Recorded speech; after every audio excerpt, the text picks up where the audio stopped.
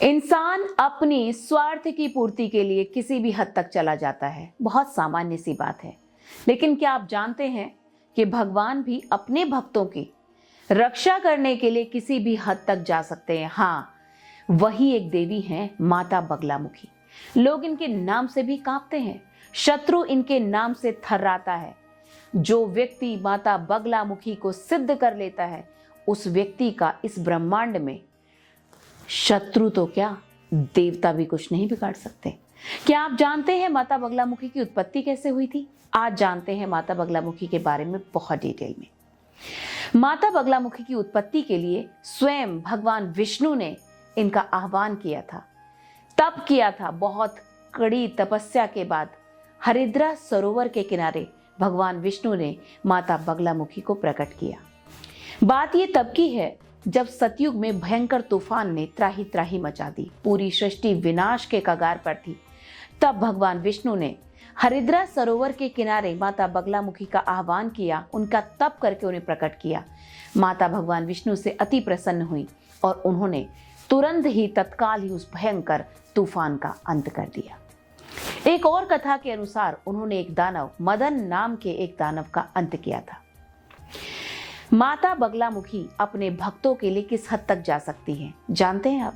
जब कोई व्यक्ति माता बगलामुखी को प्रेम भाव से प्रतिदिन ध्याने लगता है, यानी उन्हें पूजने लगता है, तो माता उसके शत्रुओं का अंत कर देती है।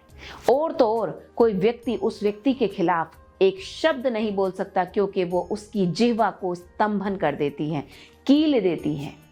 हाँ, माता बगलामुखी ऐसी ही है। एक और कथा के अनुसार उन्होंने दंत नामक एक असुर का स्तंभन किया था, जिसने त्राही त्राही मचा रखी थी, देवताओं को इतना परेशान किया हुआ था। तब माता बगलामुखी का आह्वान किया देवताओं ने, माता प्रकट हुई और उस राक्षस की जिह्वा को ही पकड़ लिया। ये मत सोचिएगा कि ये सिर्फ कथाएं हैं, यकीन मानिए, मैंने माता बगलामुखी की पूजा स्वयं की है। केवल पूजा की, उन्होंने मुझे सभी शत्रुओं से प्रोटेक्ट किया। और ये बात मैं आपके सामने आकर कैमरे पे बोल रही हूँ। लोगों ने मेरा विनाश करने के लिए क्या नहीं किया, उन सब का विनाश हो गया। वो सब अपने आप मेरे रास्ते से हट गए। मुझे कुछ भी नहीं करना पड़ा, सिर्फ मैं माता बगलामुखी को बड़े प्रेम से, बड़े भाव से उनको पुकारती थी। माता बगलामुखी बड़ी दयालु है, लेकिन शत्रुओं के लिए नहीं। माता बगलामुखी शत्रुओं का काल है। कोई भी व्यक्ति जो माता बगलामुखी को नित्य ध्याता है, माता उन्हें अपने शिशु की तरह अपनी गोद में उठा लेती है। वो किसी भी हाल अपने भक्तों का अनिष्ट नहीं होने देती, फिर उसके लिए चाहे उन्हें किसी से टकराना पड़े। अगर उन्हें त्रिदेव से भी टकराना पड़े तो वो त्रिदेव से भी टकरा जाएंगी। अगर उन्हें किसी भी शक्ति, किसी दानवी शक्ति से टकराना पड़े तो वो आपसे पूछती नहीं है। वो आपकी प्रोटेक्शन के लिए एक ऐसा कवच आपके चारों तरफ पिरो कर रखती है जिसे कोई भेद नहीं सकता। अगर कोई शत्रु आपको भयंकर तरीके से परेशान कर रहा है, एक और बात याद रखिएगा, अगर आप किसी का बुरा करने के लिए माता बगलामुखी का आह्वान करते हैं तो वो आपका साथ नहीं देंगी। अगर आप अपनी प्रोटेक्शन के लिए माता बगलामुखी का आह्वान करते हैं तो ना तो आपको कोर्ट कचहरी के कोई भी व्यक्ति फंसा सकता है, ना कोई व्यक्ति आप पर शत्रु जो एक भय बना रहता है उससे आपको डरा सकता है। कोई शत्रु आपका विनाश करना चाहे तो माता बगलामुखी उसको आपके रास्ते से ही अलग कर देती है, उसकी बुद्धि फेर देती है।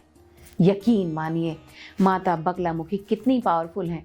भाग्य से मैंने उस ताकत को बड़े करीब से देखा है और मैं इतने कॉन्फिडेंस से ये वीडियो इसीलिए बना रही हूँ। माता बगलामुखी, आप अगर किसी शत्रु से परेशान हैं तो आपको वो प्रोटेक्शन देंगी जो इस ब्रह्मांड में कोई भेद नहीं सकता। जय माता बगलामुखी।